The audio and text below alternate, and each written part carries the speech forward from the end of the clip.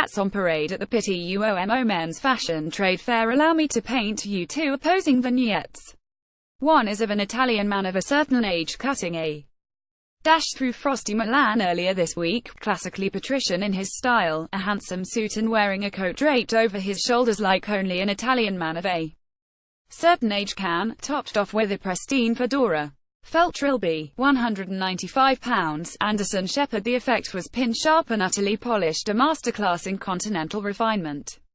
The second scene that springs to mind when I ever attempt to foray into the world of hat adorning is of me, seduced by the winsome thought that I would look good in a Greek fisherman's hat, a sort of more structured flat cap, looking into the mirror to find Blakey from on the buses staring back at him. Felt Piuma hat, £330. Borsalino hats are a tricky beast to negotiate. Some seem to have a natural knack for wearing them, others, myself including, not so much. The biannual trade fair Pitti Uomo in Florence is a showcase of some of the world's most flamboyant sartorial peacocks, with hats a key component of their meticulously studied looks. Yet for every David Beckham in a sharp fedora, cozy beanie hat, there's, well, David Beckham in a questionable flat cap looking like an extra from Peaky Blinders.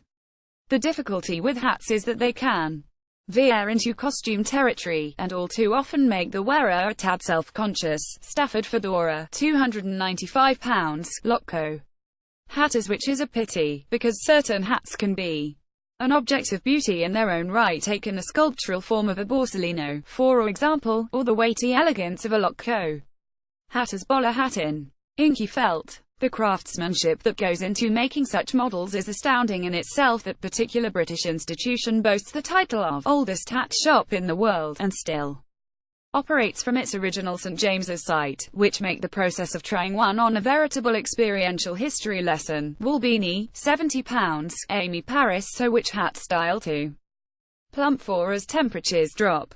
A hat enthusiast friend, he commissioned the costume designer behind Tom Hardy's period drama Taboo to make him one of the informal top hats advisors. That a hat should balance the shape of the face. Long and thin faces need a wider, shorter shape, rounder faces need something with more structure. Perhaps this is why I fell at the first hurdle with my collapsing mushroom of a hat.